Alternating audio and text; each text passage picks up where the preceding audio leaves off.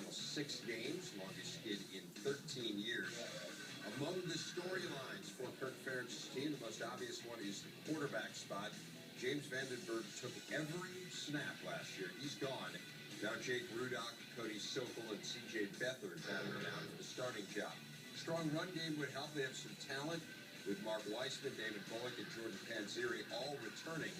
Issue at that spot, of course, is staying healthy, which is going to be a challenge. The defense brings 8 starters back, including a very talented linebacker crew. Christian Kirksey, Anthony Hitchens, James Morris were far better defensively than they were on offense last season. Let's talk first about your impressions when you guys were in Iowa City. What stood out? One thing that stood out was a constant. The offensive line was very good. It'll probably be one of the better offensive lines in the conference. The other thing that was unusual is over the last 2 years, the complete Iowa staff, how it has turned over. Even the guys that were on the staff 2 years ago, they're coaching different positions.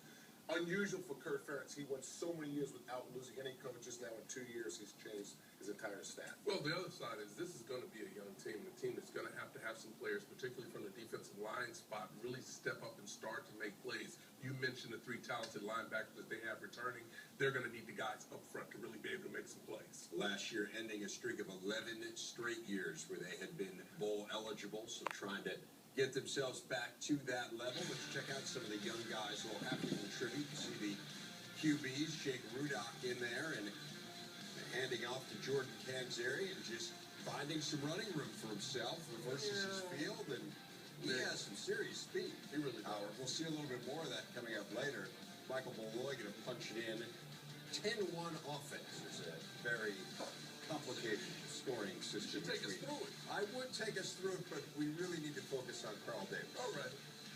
What did you think of Carl here? Well, I think you talk about being able to make some plays, and you've already talked about an offensive line that really plays well, but he's finding a knack to get to the quarterback, which banged up a little last year. It was 26-19 defense at the half. Now on a 3rd and 13, Beathard to Panzeri, and there's the speed we were talking about.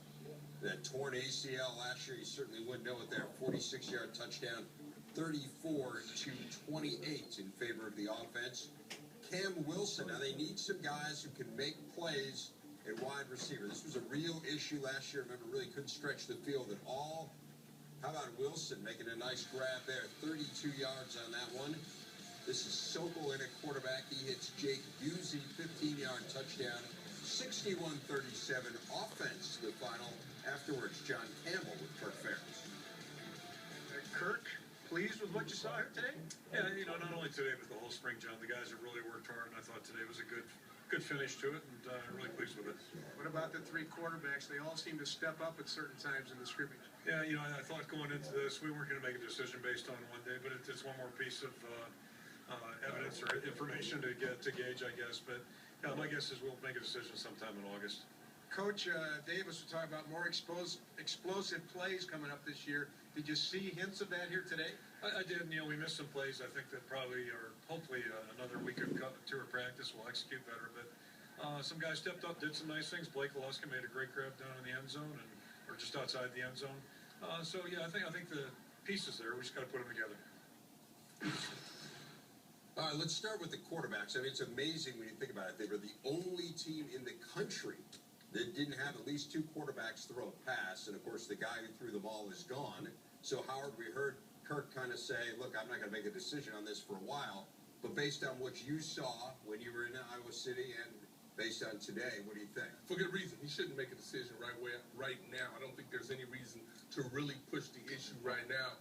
Rudock, I thought today really stepped up and made some plays, but it's still going to be a competition. You heard the coach discuss it. He seemed to do a nice job here just dropping back in the pocket again. Nice and comfortable, throwing the comeback, which is a tough throw, particularly when you're having to throw it across the field and you really see him trying to get into a rhythm. I think the other player that's going to step up is Sokol, who also has the ability to make plays as well. And I think ultimately it comes down to the team or the quarterback that's going to make the fewest mistakes. Yes, these passes look nice, but you still have to be able to put drives together. Because the wide receiver comes up with a great catch there. But as Coach mentioned, this is going to be a battle. It's going to go down to the end. And the guy who's going to win, like I said, is going to be the guy that does not turn the football over.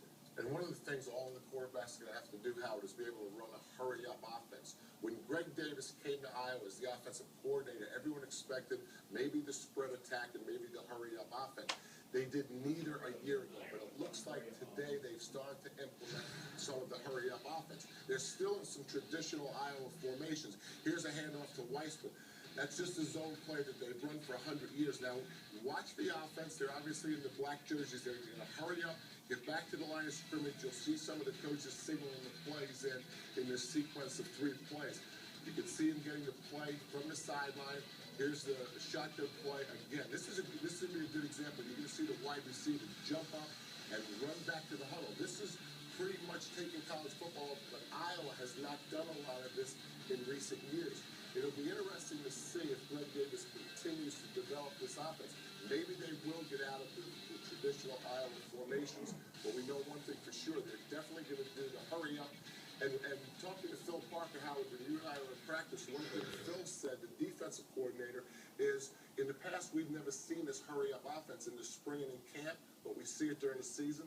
So Phil Parker's thrilled that this is part of what the offense is doing because it's going to help his defense get ready for the season. And we talk about this a lot. We talk about it with downhill running teams, that all of a sudden those teams are stronger often at the point of attack on defense for the very same reason. But they need to do something different to help that offense. I mean, as we were talking about, just over 19 points per game last year. You can catch the Iowa spring game in its entirety, 8 Eastern time on Sunday right here on BTN. Jacksonville select.